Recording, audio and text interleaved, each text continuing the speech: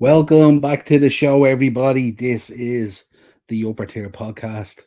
It's Tuesday. It's Pro Wrestling Weekly. We have a great show lined up for you tonight. Plenty to discuss and talk about. We've plenty of stuff going on. We're going to be talking about Bad Blood coming up at the weekend. Stacked card. We're going to be talking about lots of other stuff as well. We're going to be talking about on that Bad Blood card. What do you think the main event should be? A lot of talk at the moment as to what it would be. Could it be the Hell in a Cell with Punk and Drew McIntyre? Or should it be Roman Reigns and Cody Rhodes versus Solo and Jacob Fatu? Let me know your thoughts on that. We're going to be talking about WWE Vault as well. They put up an unbelievable show there. Real throwback from me. A card from the Omni that was absolutely stacked, that brought me back to my childhood. Really, really good as well. We're going to be talking about the McMahon Docuseries. We're going to be breaking that down. So give me your thoughts on that in the comments. What stuck out for you? Anything new that you learned, I'd be very interested in. And we'll get your thoughts on that as the show progresses. We'll do a quick look back at Grand Slam. Kind of in bits, kind of delivered, but really didn't deliver overall. So we'll get your thoughts on that as well. We'll also be talking about Gunther, who's thrown out his Mount Rushmore. So we'll have a little quick chat about that. Let me know your thoughts on that if you've seen it. If not, we'll post it up. We're also going to be talking about the PWI 500 that was released a couple of weeks back. I meant to talk about it on a previous show, and it totally slipped my mind. So we'll do a quick rundown on that as well. And we also have a little bit of history and some notable birthdays as well that fit in nicely with the narrative at the moment. So, but before we get into it, I could ask you, all you OGs in the comments and all that kind of stuff, Eno's in there, Racers in there, good sis. I don't know what happened on StreamYard with this one. It was set for 8:30 tonight, and for some reason they decided to AM it. So it should have been on 8:30 this morning by the looks of things, but kind of weird that way, you know. So that StreamYard at times is just a little bit strange. But yeah, we'll take you through all that stuff, plenty there. Anything else you want to chat about and you want to bring up, let me know. It's not a problem at all. But before we begin, of course, subscribe to the channel, hit the bell notification button, and drop a like on the video. So important. Before we get into it, Pete Rose passed away. Sad news to bring you. Such a feature down through the years in WWE, and a guy, what a showman he was, a guy who really got into it, and kind of, I would say, a guy who kind of understood the business and all that kind of stuff. But sad to hear of the passing of Pete Rose. Apparently at the weekend he was out, and he was at one of these sporting get-togethers or something like that. He was in a wheelchair, but the reason he was in a wheelchair, we're told, is because he had an issue with his back. His back was at him. But sadly passed away there the other day. We don't at this stage have a cause of death. Not that it matters to us.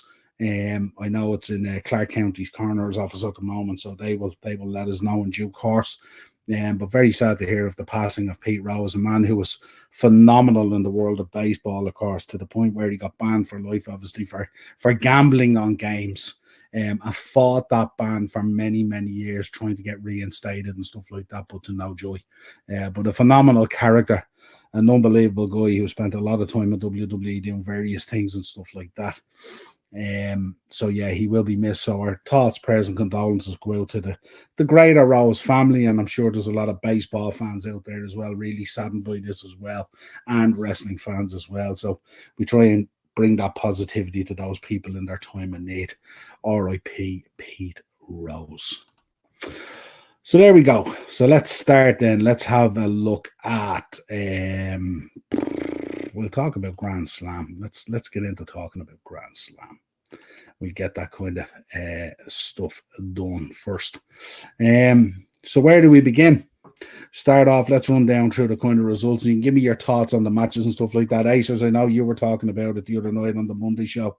Last night you were talking about how disappointed you were in Grand Slam. So let me know your thoughts in the comments. Mariah May picking up the win against Yuka.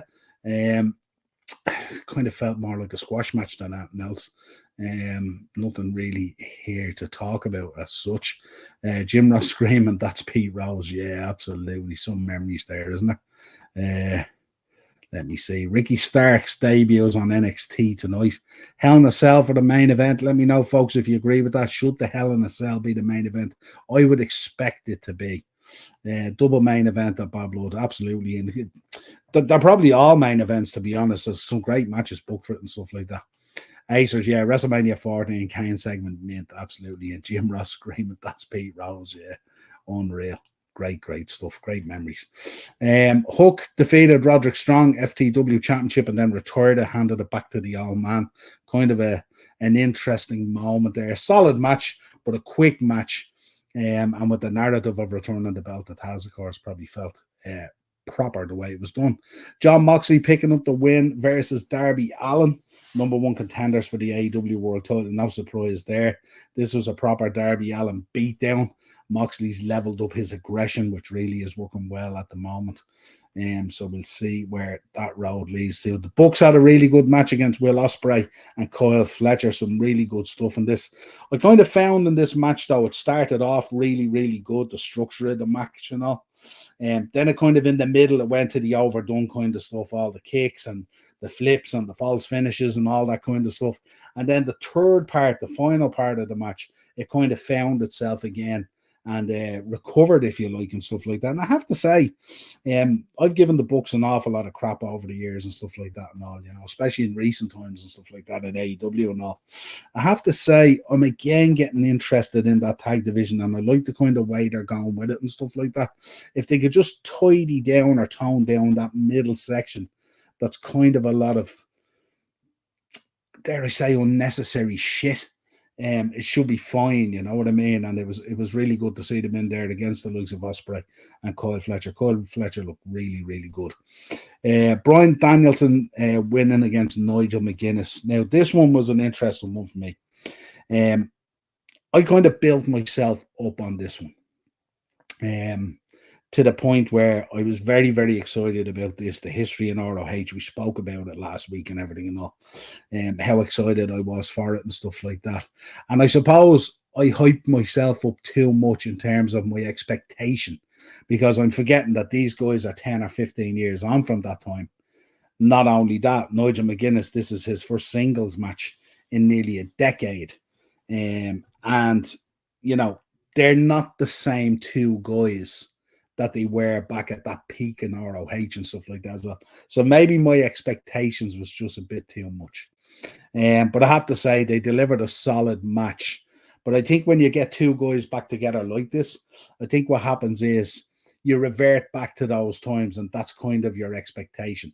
So that kind of, it didn't quite touch that ROH feel type of match to it and stuff like that.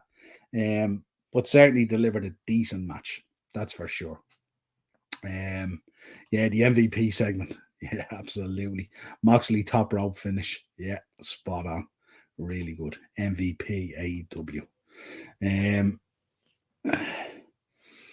Right, where are we? Lost my train of thought. Saraya Rules match. Saraya with Harley Cameron versus Jamie Hayter. Jamie Hayter picking up the win. Good to see Hayter straight away having some sort of substance and stuff like that, kind of building to something and all that kind of stuff. And, you know, getting a win under your belt against Saraya is nothing to be sniffed at and stuff like that as well. So good start for Jamie Hayter in there. Then we had the Tornado Trios match, the conglomeration of Mark Briscoe, Orange Cassidy, and Kyle O'Reilly. What a team. Versus the learning tree of Brian Keith, Big Bill, and Chris Jericho. This match was all out action. Let me know what you thought of it. It was all out action. Big Bill looking particularly good. Nice finish. Excuse me. And Big Bill, once again, doing the hard work for Jericho by the looks of things. So something's obviously going to come of that eventually. That's going to blossom and flourish into something, I would imagine. Brody King picking up the win against Action Andretti. You know, he just loves doing small guys. It's just crazy. He's just absolutely on fire. Interesting looking at Andretti as well, to see that level of personality that's starting to come through. All of a sudden, we're seeing this, you know, so it's coming at us quite quick and stuff like that and all. But Brody King, certainly, when he's in there, just eating up small guys, no problem at all, you know. AWTNT Championship Open Challenge. Jack Perry beating Minoru Suzuki. I think in this case, I think it was like it was only the finish that was put in there. Only that finish would convince me that Jack Perry could legitimately beat Suzuki. That's the only way they could have booked it, and in that case, they did a pretty good job. Any other way, Minoru absolutely destroys Jack Perry. But yeah, it was interesting. It was kind of the hokey finish to get the guy over as well, wasn't it? Really, so it worked certainly. AEW World Trios Championship: Pac, Wheeler Yuta, and Claudio Castagnoli beating Private Party and Commander. Interesting one with this. I thought the dynamic going into this was going to be quite easy. How would Wheeler Yuta exist after all the Bryan Danielson stuff? And it was clear to see he didn't want to celebrate at the end when they picked up the win. So this is going to run along for a bit, I would imagine, and turn very, very, very quickly. There was a good story on display. I really enjoyed it. Yuta not wanting any involvement, even though the angle outshone the match itself. So it was kind of that was the bit going into this was kind of overshadowed it, especially with what happened previously with Danielson. So yeah, interesting. Next up was Hologram versus the Beast Mortis versus Dralistico. This was Lucha 101 showcase. And a really, really good advertisement for Lucha Wrestling. If that is your thing, you would have been well into this match. Hologram picking up the win, no surprise. The latest hot property going into AEW and stuff like that. Some really interesting stuff in this. But yeah, great Lucha showcase, I have to say. Lumberjack match, Hangman Adam Page defeating Jeff Jarrett. Lumberjack strap match. I enjoyed the lumberjack stuff. I thought that was really, really cool. Just didn't feel like a kind of a finishing match, really. It felt more like a mid-card sort of match. Not sure what we gained from it either as well. Like what did it deliver for us? Let us know in the chat if you know. Bobby Lashley and Swerve Strickland wrestled Maybe I seen MVP rocking up all right. And Christian will win AEW Championship at Wrestle Dream after Daniel Bryan defeats Jon Moxley. Interesting. And Aces as well. Dortmund 5, Celtic 1. Ooh, interesting. Excuse me. And then we rounded out with AEW Continental title eliminator match. There's a mouthful. Continental Rules. Okada defeating Sammy Guevara. This was kind of an interesting one. It was kind of a showcase of what Sammy could do. And as he build up momentum in the match, then Okada would take over and cut him off, basically. And this happened a number of times, you know. And Okada just killing it off at every kind of crescendo of what Sammy Guevara was doing. Interesting match, but again, I still say that kind of style that Okada's presenting in there at the moment, it's that Guinnessy kind of acquired taste, isn't it? Really, no doubt the talent of the man and stuff like that, but I don't know. It feels like that plant hasn't put its roots down yet, if you like. I'm not too sure. Let me know what you think with Okada. What is your thoughts? So that's it. So that rounds out our look back at Grand Slam. My biggest interest in it was really Danielson versus Nigel McGuinness. And I was a tad bit. I hyped myself up too much for it, basically. So I was a little bit hyped for it, I have to say.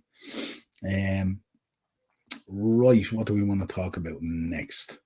Got to talk about Raw. Final 3 hours is gone. Come and gone. So RIP to the 3 hours. Interesting thoughts on this. Some people were a bit upset that the 3 hours was gone. We've campaigned for years that it was too much. But now that it's gone, people are going, oh, I kind of really enjoyed it. A lot of it's really good at the moment. The 3 hours is cool. So it's a kind of a bittersweet kind of moment, really. Whereas if we had said that to us 5-6 years ago, we would have said, yeah, you're spot on. Talk of SmackDown potentially going 3 hours long and stuff like that. So let's see what happens. Aces, New Japan Royal Quest pay-per-view, Sunday, 20th of October, London. Zack Sabre Jr. versus Tetsuya Naito. Yeah. There's a match. Might take a look at that, actually. Let us know your thoughts in the comments. Are you happy with the 3 hours going? Would you prefer it to stay? What's your thoughts on it currently when you're looking at the product? Right. This is something, as I said to at the top of the hour, this is a real throwback for me. Before we go into that, actually, we'll have a look at Bad Blood. So here's more or less your card for Bad Blood. We got the GTA soundtrack. There we go, coming into effect. We got announced as well that Bianca Belair and Jade Cargill will be hosting the show. So the real thing coming out, obviously, Bailey and Nia Jax added to the card. But the real question at the moment is, what is going to be the main event? Surely it has to be the Hell in a Cell. Has to be the Hell in a Cell. But huge hype around the Cody match. What is going to happen there? Give us your predictions. Give us your predictions for Bad Blood coming up this weekend. Let us know what you think is going to happen. Acers, 2 hours is fine for weekly wrestling television. Yeah, absolutely.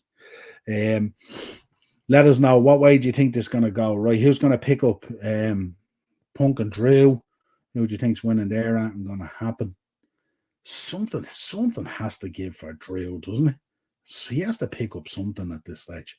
Let me know as well. Damian Priest versus Finn Balor. Are we going to get Demon Balor? Talk there during the week as well that we might get Demon Balor. I'm not too sure. You're going for Ace is going for Cody and Roman in the co-main event, if we call it at the moment. I think the fact that Dom is up in that cage, I think there's something hokey about that will I think Liv still hangs on to the belt. Yeah, Liv retain. I'm thinking that as well. Damian Priest to win, yeah. Interesting. And Liv Morgan to retain. Yeah, I wonder what's going to happen with Dom in the cage. There has to be something about that, doesn't there? I would have thought so as well. I think Nia Jax will retain as well, won't she? I think Bailey's she's only like recently lost the belt, and the run hasn't been great really since WrestleMania, has it? So I think she'll retain. Who are we going for, chat? Who are we going for with Punk and Drew? Is it Drew's time to pick up a win now? Or is Punk going to win in this? This is going to be real interesting, this Hell in a Cell. Really well set up and stuff like that. And all. I have to say as well, Raw last night as well, I thought was really, really interesting. God, the two boys did a stellar job, didn't they? Bronson Reed and Braun Strowman, and then Seth Rollins out of nowhere comes back, curb stomp on the steps. Interesting. Another layer of dynamic there, just back in time. Let me know what you think on that. Ian's fed up. He's tired of Finn Balor at this stage. Let's say maybe we might get the Demon. Who knows? But it looks like it's going to be a top quality pay-per-view, and definitely one to catch, that is for sure. It's certainly going to be interesting. So yeah, let me know. Keep on going with your predictions if you want, and we'll go through them. Now, this is one, any of you kind of a certain ilk or age group or a certain interest, this released the other day on WWE Vault. And it was really, really cool to see it. I have to say. And look at the card that's there. Look at the card that's there from the Omni. It was unbelievable. We got the Road Warriors versus Rick Rude and Manny Fernandez, also known back then as the Midnight Express. I'm not sure, were they still managed at that time by Paul, what was his name again? The guy with the cowboy hat. Paul Jones. Then we had Dusty and Nikita versus Ivan Koloff and Vladimir Petrov. We had Wahoo McDaniel versus Tully Blanchard. There was some brilliant ones on it. Ronnie Garvin and Robert Gibson versus the Midnight Express. Brad Armstrong versus Aaron Anderson.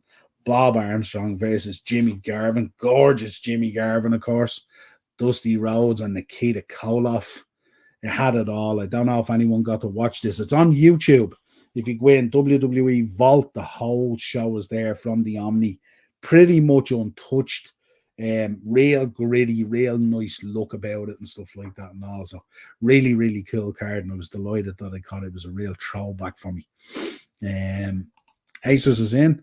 Randy Orton and Kevin Owens will be on will be on Cody Rhodes and Roman Reigns' team for War Games.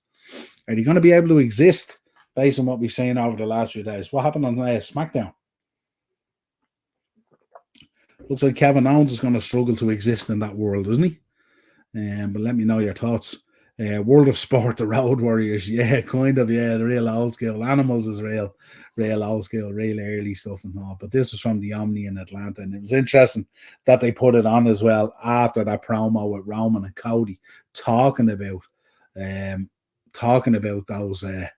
those shows from the Omni with Dusty on it and stuff like that. So well worth a watch, folks. Free out there on YouTube. You cannot beat it.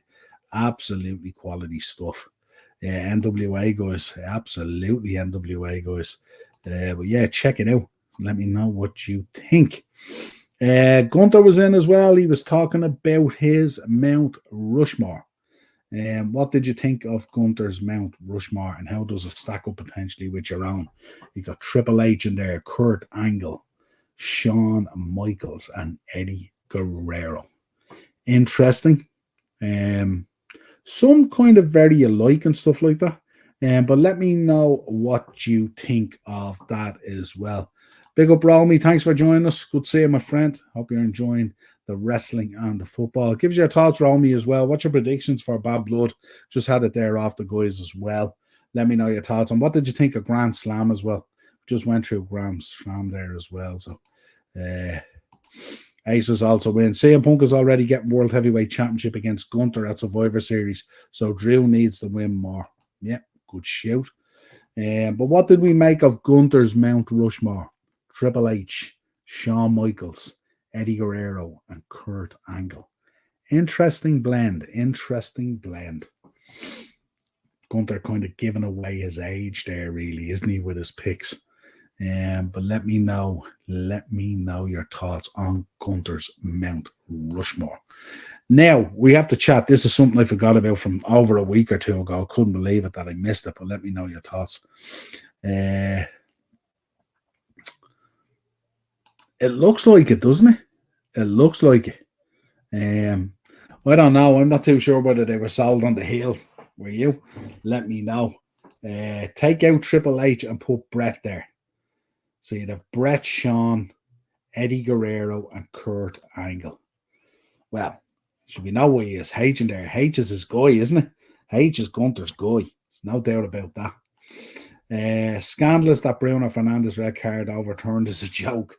Yeah, it felt kind of weird, doesn't it? Like it's overturned and no ramifications. You know what I mean? So I don't know. It's weird. We were talking about it earlier in the WhatsApp group as well. We'll discuss it more on Thursday with Darren as well, because he was there front and center at it, so he should know. But I wanted to talk about the PWI 500 for this year. What was your thoughts on the PWI 500? Did you see it? Did you look at it? Is it something that you look at? Is it something that you're interested in? Cody Rhodes obviously taking top spot. He was 10th last year. Swerve Strickland in number 2. Swerve was 112 last year. So he's jumped 110 spots. Will Ospreay in 3 after being 17 last year. Seth Rollins down to 4th from being 1st last year. Naito was in there in 5th. He had no previous year position. Damian Priest is in 6th. MJF is in 7th. John Moxley 8th. Gunther 9th. Mystico 10th. Samoa Joe 11th. Sami Zayn 12th. But as I went down through it, Drew McIntyre 13th. How do we feel about that?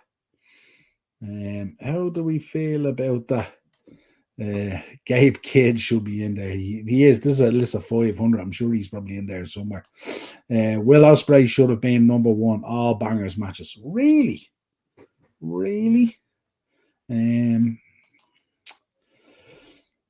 Interesting to see. What else have we got here? Drew McIntyre down at 13th for me is crazy. Bryan Danielson at 14th is crazy. And I know there's only so many spots. Jey Uso 17th. Let's see, what else have we gone? Orange Cassidy 24.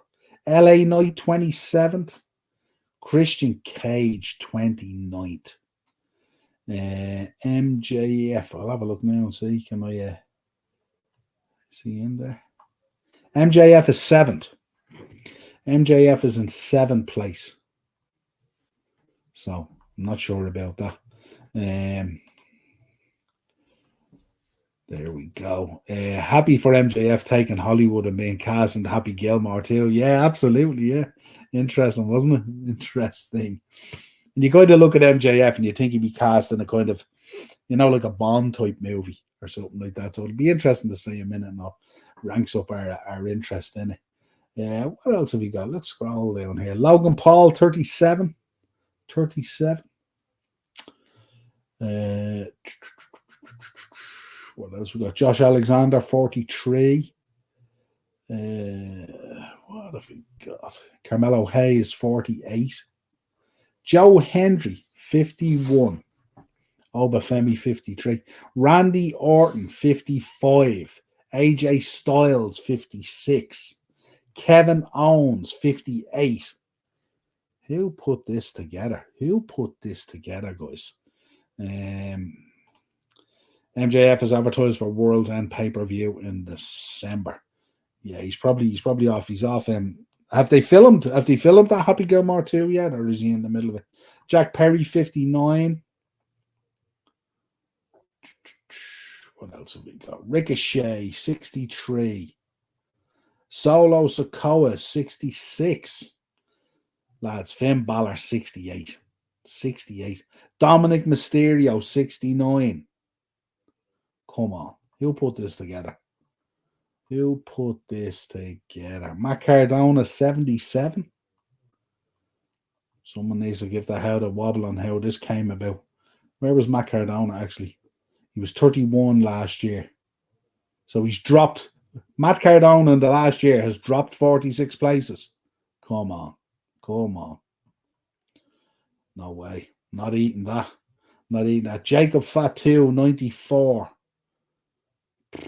Darby Allin, 97. That's your 100. Crazy stuff. Don't know if anyone has gone down through this. Dirty Dom, 69. Belter. Mad, innit? Dave Meltzer, PWI, 500. It's crazy, isn't it? It's crazy. Some guys here that are like just constant on our screens delivering matches. It's crazy, like, can't believe it. Ray Fenix, 135. Unbelievable. Bronson Reed, 144. 144. Good lordy. He's been doing stellar stuff. Some days are just... Sheamus, 172. He was out for a while though, wasn't he? I suppose so. It's probably based on the volume of stuff you're putting in. Let's go. Let's round out the second 100. Anything there crazy? Bobby Lashley, 197. Andrade, 196. Pete Dunne, lads, 195. There's Gabe Kidd. Roll me. You were asking me about Gabe Kidd, 194. 194. Madness. Larry the dog gets second from me. Joker. Joke that cocaine can add to the Lucha Bros contract. Yeah, that was a horrible move. But I think the boys get their revenge as well on the trademark for the yes. Daniel Bryan or Bryan Danielson, didn't he go to trademark and then he wasn't allowed WWE trademark or something like that as a kicker back. But that's horrible what Tony Khan did. Really horrible on the lad. Yeah, 194 for Gabe Kidd. There you go. What else have we got? Let's see. Let's go down through it. Anything else stick out a mile?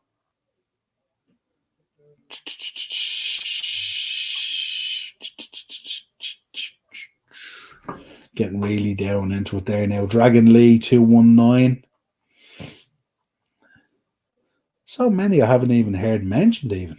Must be way down the list.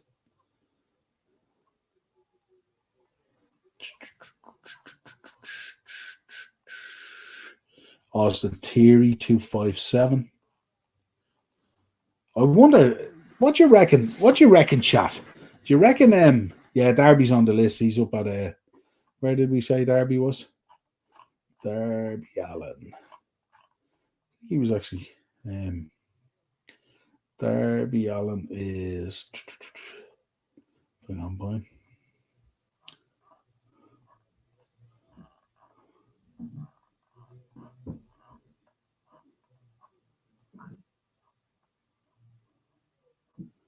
Where is he? Darby Allen. 97. Darby Allen. 97. Yeah, 194 should be higher, absolutely. How many more bronze do we need the wrestling business? Never have enough bronze. Is Darby on the list? Yeah, there you go. 97. 97. Reading that list is like reading our budget in the dollar, isn't it? Yeah. No, I like scanning down through because I think some of them are like excuse me, I think some of them are like way off. Way off. You know? Let's see. Let's skip along and go down a good few and see what's in there. What sticks out? Is nothing absolutely crazy.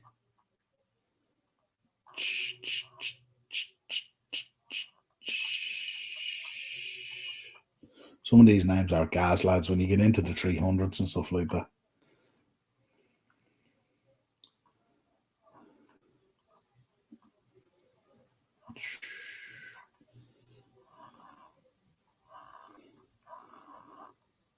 Be interesting to see who's dropped the most. You know, who's really bottomed out. Who's at 500, actually? That'd be interesting. 500 is memes. 499, Travis Lee.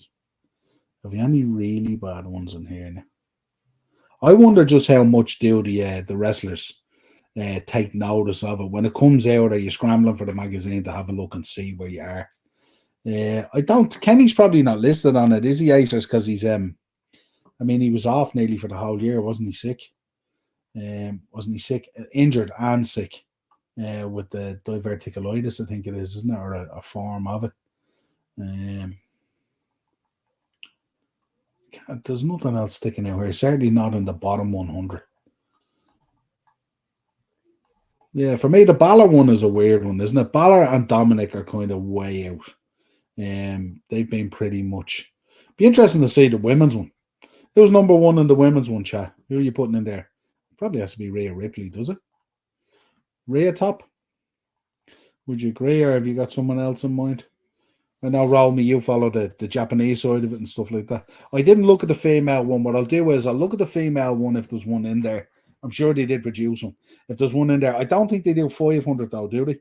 I think with the women's one, I think they do 100 or something like that. So we look at it. We look at it next week. But surely Rhea's top. I don't see Kenny in there. He might be in there, but I don't see him in there. But I think he was out for most of the year, wasn't he? Yeah, Azumi and Io Sky needs to be in there up with Rhea. Yeah, I would have thought so. Fergal needs Paul Tracy on the list. Listen, if you look at some of the names down there in the 400s and all, Paul Tracy have no problem getting on the list. Right, let's talk this. Let me know in the chat, have you watched it? Let me know what you thought of it. Let me know, did anything stick out?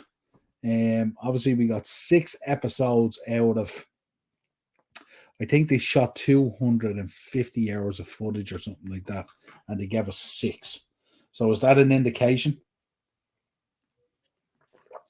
Did you feel that a lot of the substance that we wanted in it, they couldn't give us because of this federal case?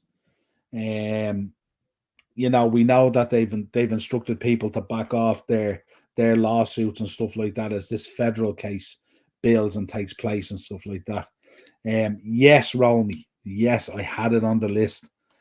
Like, what the hell was that? Austin not believing in CTE. Does he not believe in broken necks as well? Like, and it's just like that for me is a crazy statement. I mean, if you're anywhere, like forget about there's loads of litany or litigation had been going on with WWE and wrestlers for years over this CTE stuff and stuff like that. I think Raven was involved and Axe Out of Demolition was involved. There was a number of them and stuff like that. But what did you make of that? I mean, that was just the turnaround. I'm not a CTE guy. What the hell does that mean? What does that mean? Even saying something like that. Well, the proof is out there. These lads were chair shotting each other left, right, and centre. It was absolutely crazy. What did you think?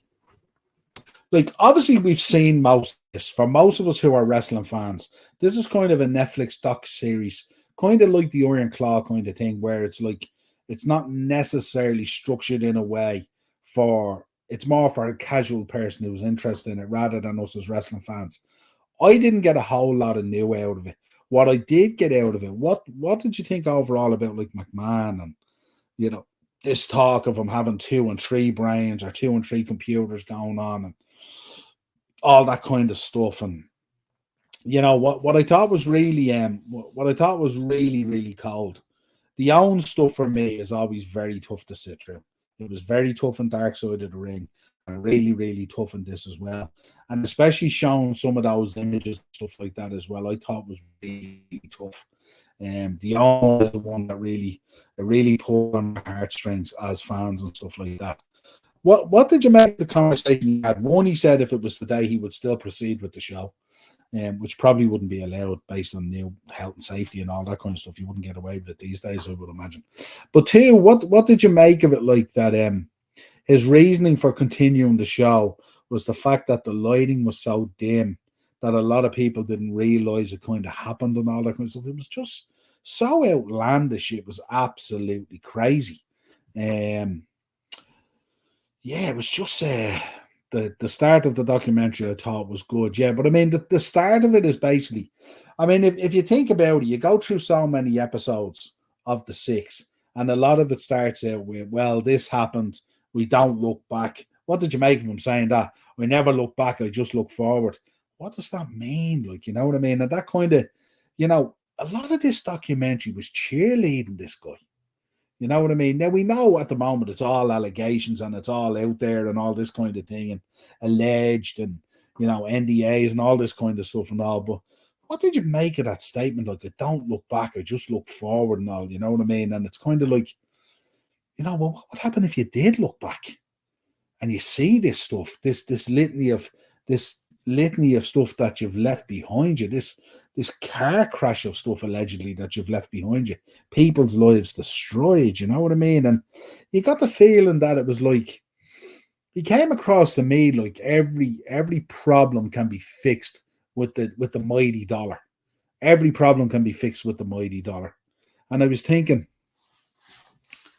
and again, it's all out there and it's alleged, but I was thinking, no amount of money is going to help that girl who was left behind when Ashley Mazzaro passed away. You know what I mean? And I was thinking like that. And I kind of, sometimes when I look at the documentaries, what I do is I park my wrestling hat. And what I do is I go into like parent mode and father mode and that kind of stuff when I look at it. And I think, really, really, really, really tough. But also really, really, I was saddened by it as well because, for 40 odd years now, I've been following wrestling. And WWF for a long time was my go-to place. I also followed Jim Crockett Promotions back in the day and stuff like that. But Vince was my guy. Vince was the guy. He was the guy who took wrestling from the carnival kind of stuff and made it this gigantic thing, multi-billion-dollar organization, global, around the world, everything else. But all this other stuff was going on in the background, which makes it feel very uncomfortable. Yeah, the doc made Vince look normal, all hype for nothing. Yeah, and then it was only in the end, like when I was listening to some of his interviews, it gave you a stark reality that this guy has quite potentially a twisted mind in there. You know what I mean? That like, when he says like, there's nothing I wouldn't do for the business. Does that get your alarm bells ringing? Does that get the clock ticking in your mind? All those kind of things, you know what I mean? Like, there's nothing I wouldn't do for the business. You know what I mean? And also his kind of like his ignorance of certain events. Like, he couldn't recall the Sable lawsuit, which was absolutely massive. Till this day, it's insane that nobody from the crowd did run outside screaming, dial 911 immediately. Yeah, it's absolutely madness. That doc made me respect and back Martha even more. The way Owen was treated was a disgrace. Absolutely. It's so difficult, isn't it? And look, I can't imagine being thrust into that position either. Imagine you're running a pay-per-view. You know what I mean? And just a wrestler falls from the ceiling down into the ring. My God. Like I can't, I don't know how would we deal with it, folks? You know what I mean? And I don't know, but just to turn around and say that he continued on, and then he was saying, oh yeah, and Brett said if it was him and all, he'd expect the show to go on. That's absolute garbage. Absolute garbage. Not tonight, I'm in a hurry because the missus is back from hospital, so I have to get this done. But I will set up a show with you for next week, and we'll go through some stuff. Didn't Vince say one side of his brain is no? He turned around and he said, your man asked him about the other side, and he said the other side at the moment is in a really happy place. And your man goes, happy in what way? Well, it's kind of all about sex. You're there going, Jesus Christ, this guy is just absolutely deranged in some cases. Yeah. As New Jack said, the wrestlers are the hoes and Vince is the pimp. Very much so. It's a murder scene. Yeah, it was just unbelievable. That's all right, bro. Absolutely in. But yeah, I mean, overall, I looked down through it. He was talking about Dusty Rhodes could have been the next Hulk Hogan and all that. He could have been Hulk Hogan and all, and Vince as well was in disbelief on this CTE stuff as well. And to see those interviews as well, like it just, do you know what it is? You look at him being interviewed. Remember, he was being interviewed by your man, and he hit the papers out of his hand and all. Because your man was kind of alluding to the fact, leading it down a pathway, that these debts were on Vince's hands and stuff like that and all. But like, at what point, and we understand these are grown men, we understand that they're contractors, we understand all this kind of stuff. But at what point do you take some semblance of responsibility and stuff like that and all? You know what I mean? We've seen it, like, look at the steroid trial. And like a lot of these things that have happened, he's just gotten away with it by the skin of his teeth. I mean, I'm sure they had him wrapped up in that steroid trial and stuff like that. And only for Hogan's flip, really, really sealed the deal and stuff like that and all. You know what I mean? Hogan finally admitting, that he turned grass. Absolutely. Top of my list there. Hogan grassed on Jesse Ventura. Finally. I'd love to see. I want to have a look at a reaction from Jesse Ventura that it finally came out. Like, see, this is weird, you see. You look at Hogan at the moment. Hogan at the moment is obviously having a real struggle when he looks back on stuff at the moment.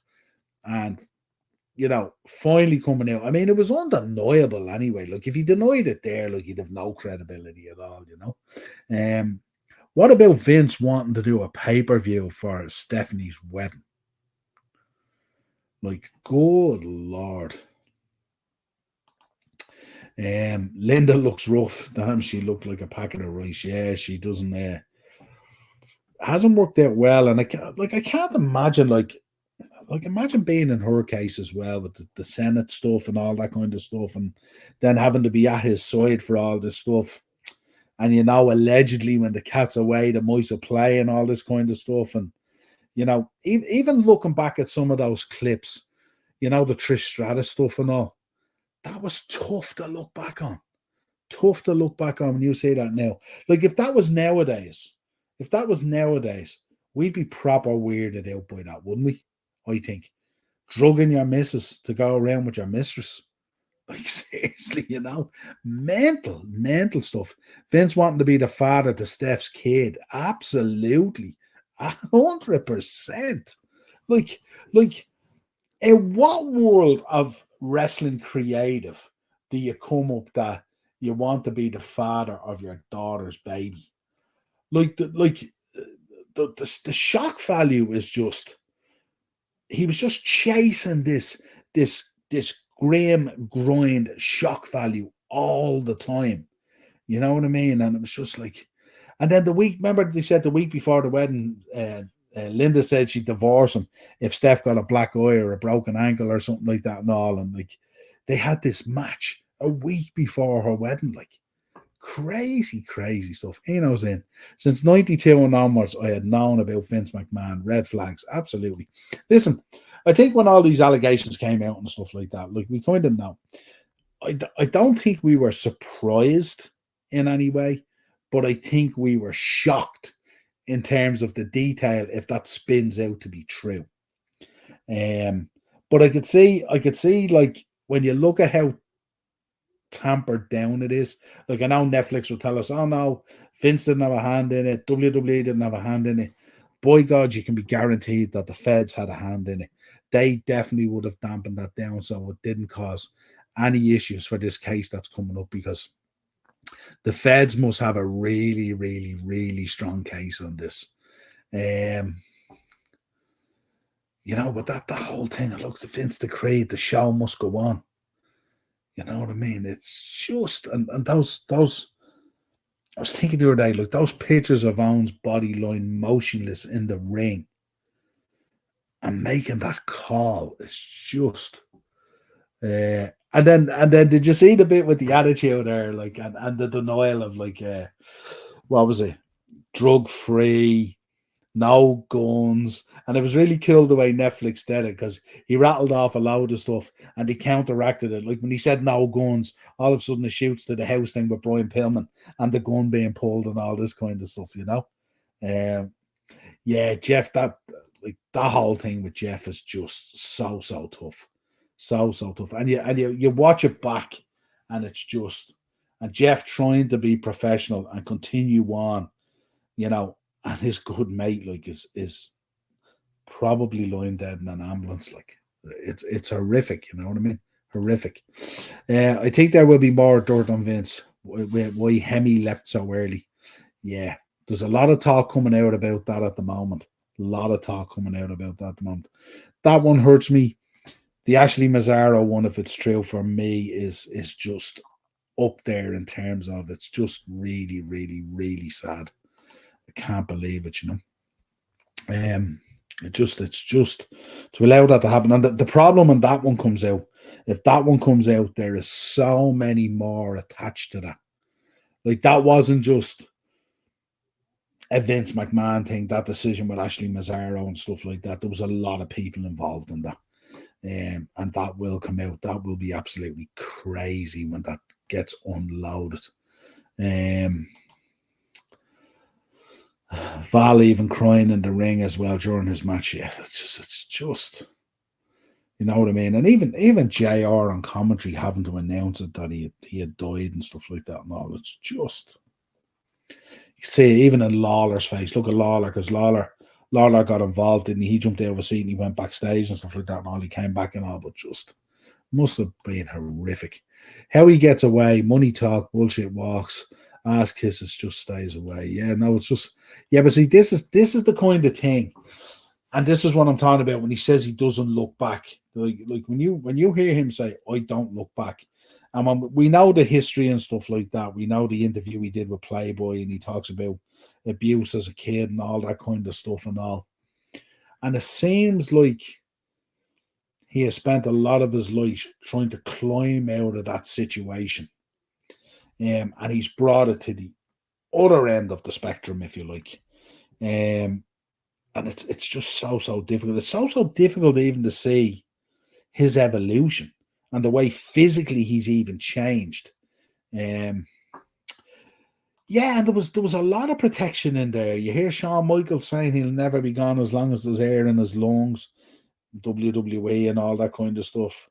You know, obviously the whole Austin thing as well. You hear Undertaker, I take a bullet from. You hear Bruce Pritchard talking about it as well, and how his wife was only supposed to be alive for 4 years with the cancer diagnosis, and the Vince, you know, paid for her to get the absolute best medication and the best healthcare and all possible. And 24 years on, she's still there and stuff like that. And I get that side of it. I get that side of it, but that like that kind of side of it is like I suppose what I'm saying is it doesn't give you a pass.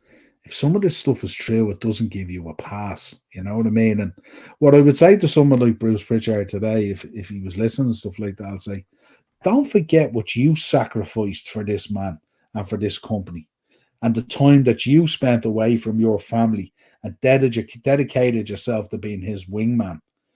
Don't let the value of that slide either, in terms of even what he did and stuff like that. We understand that obviously he made a huge financial difference there in terms of that situation with your wife and stuff like that and all, but it's not like you don't pay for it and you don't earn it in the long run, you know. Sorry, this one. Did you see how blue Vince lips were? He's in bad health. Yeah, I don't know. I think is this gonna be one of these cases, Romy? Do you get the feeling is this gonna be like a sort of like we're just gonna find out are these things ever gonna get to court, or is he just gonna pass away? You know what I mean? And then his legacy will always be this huge pile of unanswered questions, you know, in relation to these allegations and stuff like that and all, you know. And I don't know. It's just, for me, it's just weird. Rhonda is right. When Bruce is there, Vince will still be involved some way. Yeah, 100%. 100%. But it's just, it's one of those things that we have to think about, don't we? I thought Heyman in it, I thought was very, very good. I thought Heyman, when he made that point that it doesn't matter who he has to step on, including himself. He says it doesn't matter who he has to step on to reach to where he wants to reach to. Heyman was very, very good in the dock and stuff like that, I thought. Came in just at those right moments to solidify the drive of this man. And when he turned around and said there's nothing he wouldn't do for the business, Heyman was there to just solidify that and stuff like that. And that story, what did you make of the kind of Vince and the Shane stuff and all that stuff? That all Shane did all this stuff because all he ever wanted was, you know, Vince to be proud of him and stuff like that and all, you know. And then yeah, exactly, Heyman was the only one with balls to challenge Vince. What did you make of that moment as well? Remember the moment with Steph? Remember they were talking about Tyson, and Stephanie was of the opinion, I think she thought that like he hadn't been convicted of the rape and all that kind of stuff back in the past. But actually he was already convicted at that stage. And just that moment where she's talking and she just goes, oh. And it's just this real uncomfortable look in the face. And it's just there's so much stuff like when you open up this treasure chest and you turn that key and you lift that lid. There is so much stuff at every single level. There's a litany of stuff. Yeah, it did. It kind of made me like Shane Moore as well. He cares unlike his father. Yeah, there was an emotion to him, wasn't there? In terms of it. Whereas with Vince, it's kind of like he's nearly he's nearly emotionless, basically. You know what I mean? It's like he doesn't see anything in the past as being a problem. And even when he was talking about the Rita Chatterton thing and all, and he was talking about, oh, that's admissible evidence now, it's too old and all that kind of stuff. What are you talking about? He said, like, it was crazy, I thought, you know. Absolutely crazy. Yeah. Yeah, absolutely. Absolutely. Yeah. 100%. Spot on, Romy. I like that. I like that there now. Yeah, but just... And the funny thing about it is, like, when you say about the structure and all that, you hear Brett talking about the screw job, and like we've so much stuff. Like if you have the Vince DVD or you've seen it on the network or stuff, and you have the true story of WrestleMania and a couple of other little bits and pieces, maybe Austin versus McMahon or whatever it is, when you see the way that all comes together to produce this docuseries, it's really, really good for the casual fan who hasn't looked back on that. But it's really the likes of us here on this podcast, you guys who come in here all the time and all. it's really the last 30 minutes we were all about, weren't we? And I just think the feds just dropped the hammer on that section.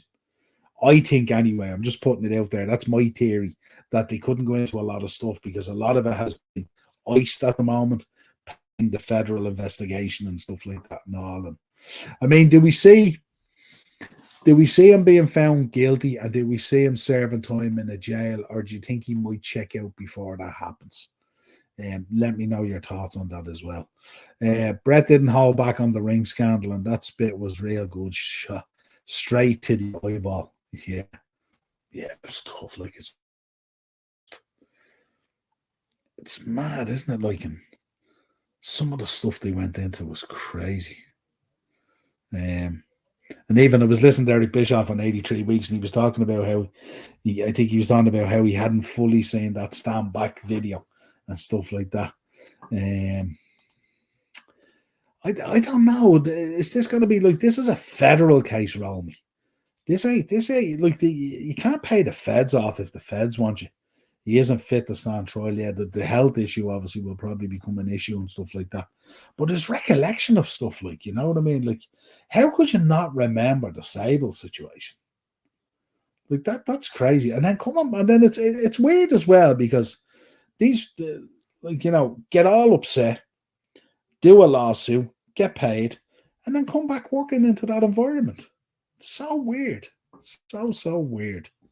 But yeah, for anyone, like, I mean, definitely watch it. Do we get the feeling that when a lot of this stuff, when the dust settles and all this stuff is kind of sorted and out and all that kind of stuff, and the federal investigation all is finished, do Netflix go back? Do they do it? Do they do a part 2, if you like, or a season 2, or whatever way they're going to call it? Did they go back into that footage? What did you make of them talking about as well, that they had shot 4 hours? I was listening to a guy the other day.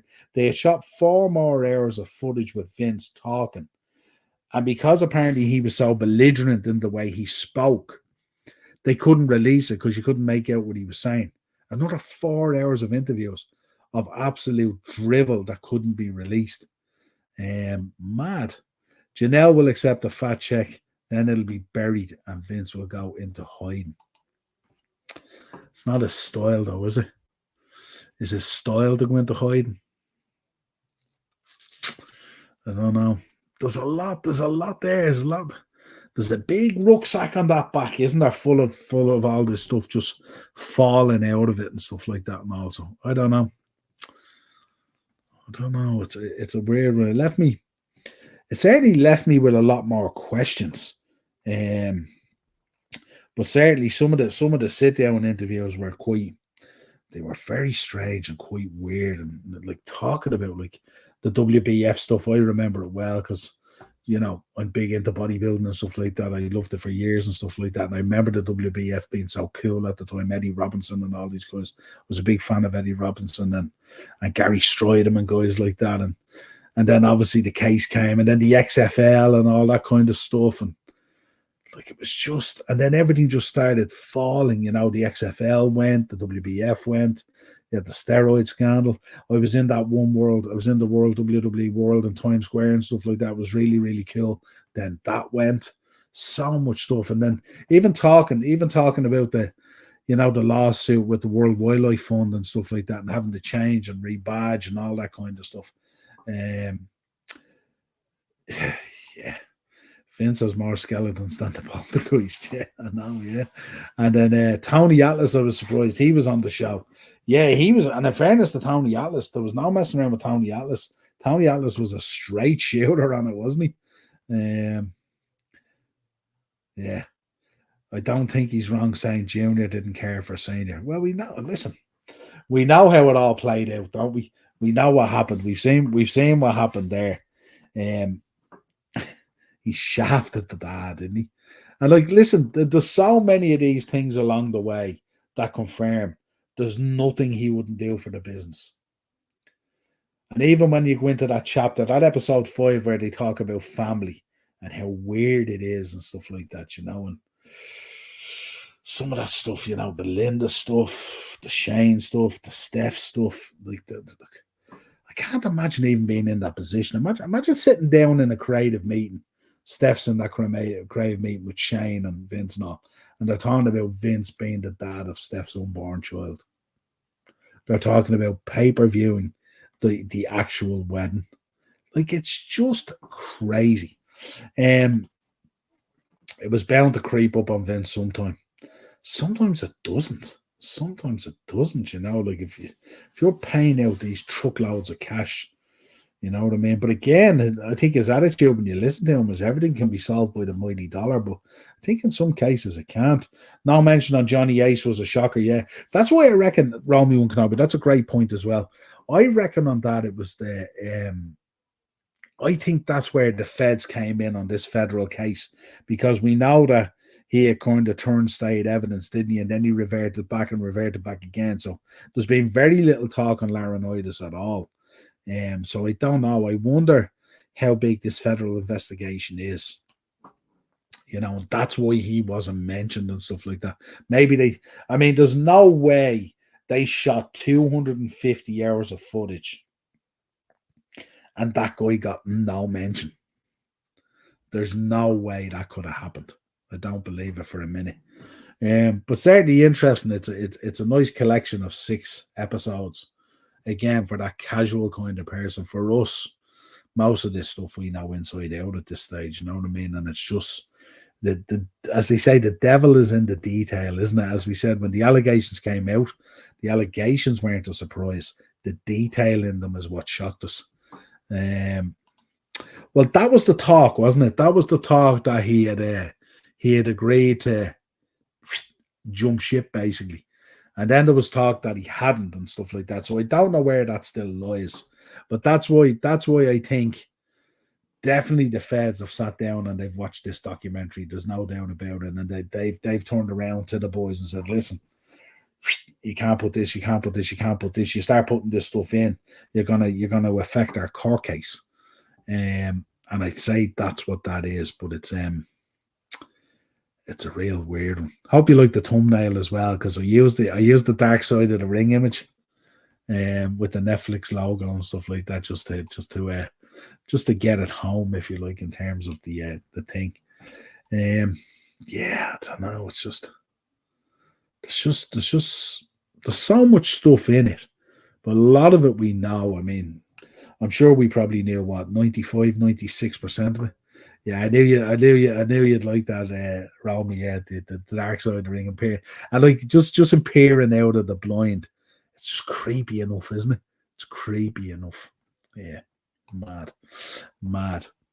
Right, let's take some history. Yeah, 2005, Samoa Joe took on Kenta Kobashi. Guys, I don't have to tell you about this. If you haven't watched Ring of Honor, Joe versus Kobashi, watch them. Just watch them. Unbelievable. In New York City, many longtime wrestling fans consider this classic to be the best match in ROH history. That, my friends, could be undeniable. 1991, WWE presented their first event at the historic Royal Albert Hall in London, England. The event was headlined by the 20-man Battle Royal, with the winner taking home the Royal Samovar Trophy. The match was won by the British Bulldog Davey Boy Smith. 1999, WWE circulated a press release to announce that writers Vince Russo and Ed Ferrara were leaving the company to become the head writers for Rivals WCW. Actually, that brings me back. If you listen to Russo did his review of the documentary. If you watched it, was he a bit pissed at not getting a mention? No mention. Mad. Let me know your thoughts on that as well. That triggered me there just after saying that. Yeah, Samoa Joe is in the new Yakuza game, is he? Yeah, Jesus. There you go. 2010, WWE Hell in a Cell took place at the American Airlines Arena in Dallas, Texas. The main event saw Kane retain the World Heavyweight Championship in a Hell in a Cell match against The Undertaker. 1975, Ric Flair was among passengers involved in a plane crash on approach to Wilmington Airport in North Carolina. The plane contained Ric Flair, David Crockett, Bob Bruggers, Tim Mr. Wrestling Woods, and Johnny Valentine. Although none of the wrestlers passed away, the pilot, Joseph Michael Farkas, slipped into a coma and died 2 months after the incident. 2009, the first ever Hell in a Cell pay-per-view took place at the Prudential Arena in Newark, New Jersey. WWE booked 3 Hell in a Cell matches on the pay-per-view. In the first, The Undertaker defeated CM Punk to win the World Heavyweight Championship. Randy Orton defeated John Cena for the WWE Championship in the second bout in the demonic structure. And the main event saw the final cell match in which Triple H and Shawn Michaels defeated Cody Rhodes and Ted DiBiase Jr.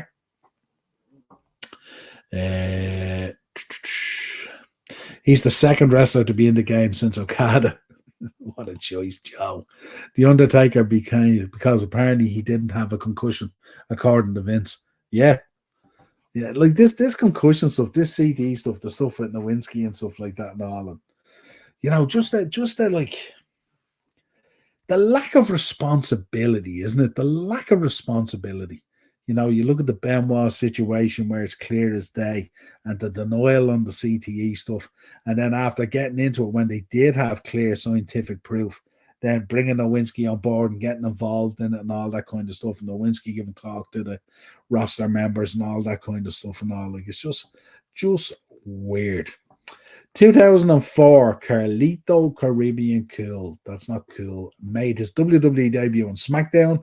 In the first match that night, he defeated John Cena to win the United States Championship. I think that was a shock for everyone. Let me know if you were shocked by that. Take a Barry Punk because he refused to wear the suit when he was champion. Yes. Remember that story? That Taker's, like, it's not weird when we're talking about allegations and all this kind of stuff. And no one ever talks about Taker's treatment of roster members and stuff like that, and Taker's court and all this kind of stuff and all. Paul London referred to it a number of times as some of the shoots he did and stuff like that and all. Rough. Carlito debut, I loved that when he hit Cena with the chain. Yeah, unbelievable, wasn't it? But yeah, I was shocked. I couldn't believe it. I could not believe it. Right, let's take some notable birthdays. Yokozuna, 1966. 1/3 of Eminem, John Morrison, 1979. Danny Basham, 1977. Chris Abyss Park, 1973. Bobby Fulton, 1961. Linda McMahon, 1948. And we rounded out with Chief J Strongbow, 1928. They all have their birthdays celebrated this week. They're the notable ones for you. Yeah, so there you go. Another show in the bag, folks. Thanks for joining us. Hope we covered it a lot. Keep it in the comments as well afterwards, folks. And well, make sure as well you're dropping a like on the way out if you're watching the video as well. Really, really important to us. You're obviously subbed to the channel at this stage and hitting the bell notification. I don't know what StreamYard was thinking, setting the show for 8:30 this morning when it was 8:30 tonight that I said it. But some little gremlins in StreamYard at the moment or something like that, but they will be ironed out. Hope you enjoyed the show. Let us know after the fact in the comments as well if you haven't given us your predictions for Bad Blood. And we'll take a look at them as well. And if anything else came out of the Vince documentary, let us know your thoughts on that as well. Really good to get your thoughts on that as well. As always, have a safe week. Hope you're enjoying the football. I will be back on Thursday night with Darren at 9 o'clock. I just dropped the preview today for the Bologna game tomorrow night for Liverpool. I'll be back on Friday probably with a Crystal Palace preview as well. That'll be a video as well, and all the usual stuff then over the weekend. We'll give you our reaction to Bad Blood next week as we analyse it as well. So plenty going on. Hope you're enjoying the content, and I'll talk to you again real soon. Cheers, folks.